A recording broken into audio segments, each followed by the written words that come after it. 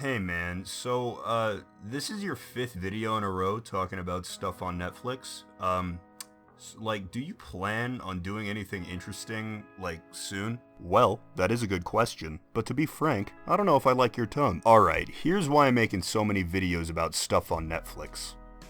There's nothing else to talk about right now. The entire world is kind of shut down, so there's not a lot going on, out in the wilderness, you know? I would do something about that if I could, but the most I can do right now is just not go outside. Now, luckily, I've been doing that for years, so, I think I'm doing a good job. Anyway, You is a show that does in fact exist, and it's on Netflix. Very similar to The Umbrella Academy. I'm talking about this show way after it came out because, again, I just watched it, and I gotta say, I'm pretty glad I did. I understand why people were kind of freaking out about this show for a second. I mean, it's enjoyable.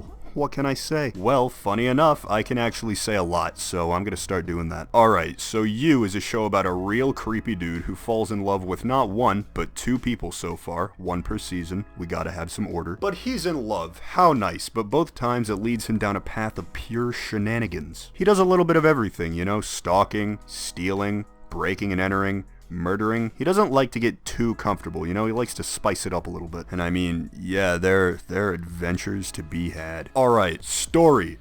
Good. Honestly, the show is really fun to watch because it's really fun to see how long this guy can cover up the things that he's doing before his love interest finds out about them. It's like watching a really twisted game of Keep Away. It's a ticking time bomb, but boy is it fun. There are a lot of moments when either Beck or Love, by the way, one of the girls is named Love, so that's pretty epic. There are a lot of moments in both seasons when either of them can easily find out that maybe Joe isn't so great, but then they don't, and then you're like, dude, that is wild. So I would say that the story in both seasons is pretty entertaining for that reason, but also, I mean, I think the story is just well constructed, and I mean, you get invested in it, and you actually care about what happens. So yeah, story.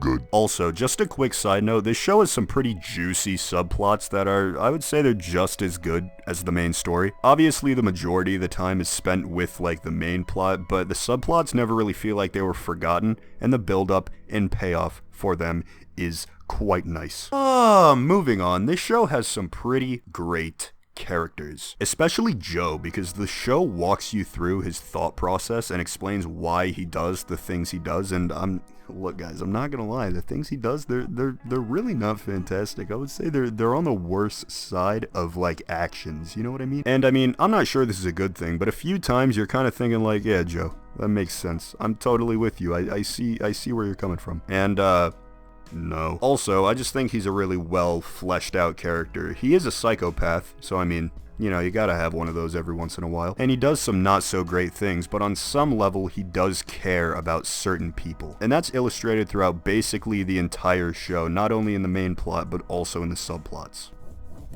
Yo, you guys like my pop filter rubbing against my microphone? It's a pretty epic noise, I gotta say. Boy, that was fun. We get to know a little bit about his backstory, but not a ton. A lot of his backstory is explained in the second season. In the first season, we know a little bit about him, but not a huge amount, so he's got this mystery to him, you know? Both of the girls in this show I found to be fine. I mean, as characters, they're good. We get to know them and they feel like real people, so it's not like they're poorly written. I mean, as people, I just didn't really care for them that much. But in general, I would say that the characters, they're pretty splendid. Boys, I'm not gonna lie, I'm getting really bored of just saying that things are, quote, good. So basically, instead of saying anything that has any actual meaning or, value to it, I just looked up synonyms for the word good.